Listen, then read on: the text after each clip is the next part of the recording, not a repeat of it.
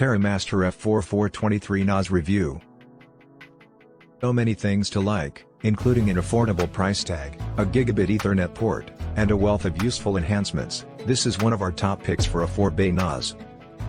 They've carved out an impressive reputation by providing solid NAS products at a price point that makes them accessible to everyone. The new F4-423 is a 4-bay NAS that is suitable for both home and small office uses. It is cheaper than its equivalent from Synology and is technically superior in almost every way.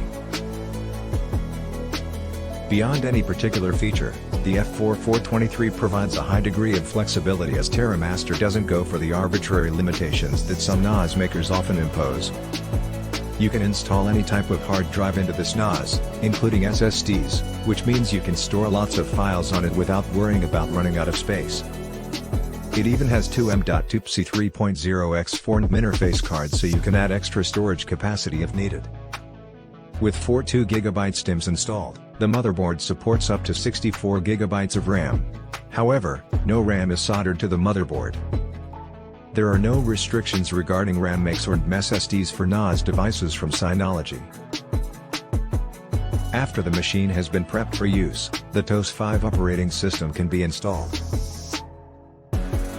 The new version of TerraMaster offers a lot of improvement over its predecessor and now comes close to the level of function and app selection offered by the Synology DiskStation Manager. With the recent quad-core CPU and GPU, the F4-423 has enough power to service several clients over its two 2.5GB LAN ports. However, as this computer also features two 10GB Ethernet ports, it is also feasible to attach two additional 5GB Ethernet ports using network adapters. These ports can then be aggregated using a suitable switch to provide up to 15 gigabits per second to multiple LAN-attached clients. If you want to use an external hard drive instead of an SSD, you can connect them via USB 3.0. That flexibility is the main advantage of the F4-422. You can start with just one hard disk and add extra ones later if needed. One of our complaints about this setup is that accessing additional storage devices requires dismantling the NAS. Word has already spread about the F4-422, and we've seen it go out of stock at a couple of places. We'd assume it would be available again soon, but if not, it's available from others. It's a good deal considering the competition. If you're operating in a tight financial situation, the F4-123 is as cheap as a 2-bay NAS from a major brand and offers better expandability. TerraMaster is not easy to talk about because it sounds judgmental. Because the visual appearances of the F4-421 and F4-423 are pretty similar to any other 4-bay NAS that this manufacturer has made in the past, they're not likely to be mistaken for anything else. Other brands tend to change their styling with each new design, but TerraMaster doesn't. This NAS comes in an aluminum tube with silver-colored plastic caps just like we've seen before. So, don't expect any fancy design here. The simplicity of this device has some obvious omissions that many people who own NAS devices will notice, including no front-mounted USB ports or security slots.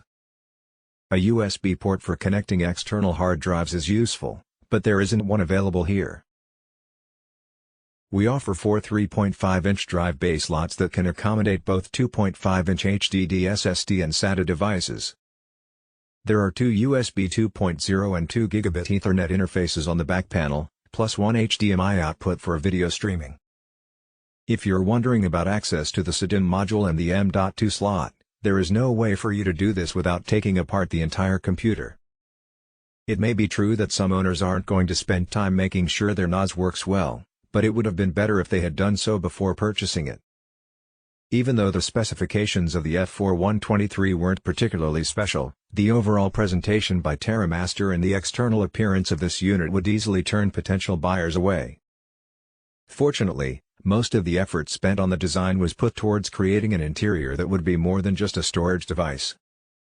According to the documentation for the TerraMaster, the processor in the F4-422 could be either an Intel Pentium N5000, which has been used in several entry-level PCs, or an Intel Celeron J1900, which was introduced last year. We thought incorrectly that the N5095 would fit into the F4-423 slot, so we ordered an N5105 instead of an N5095. However, when we received the N5095, it didn't fit into the F4-423 slot, rather, it fits into the F4-423 slot. This SSD is still a powerful processor and offers plenty of storage space for the number of attached hard disks and the number of host computers connected to them. It includes a single 4GB SD-RAM module, but it allows for up to 16GB of RAM to be installed. We'd rather not buy those memory modules if they turn out to be a typo, so we recommend going for 16GB instead.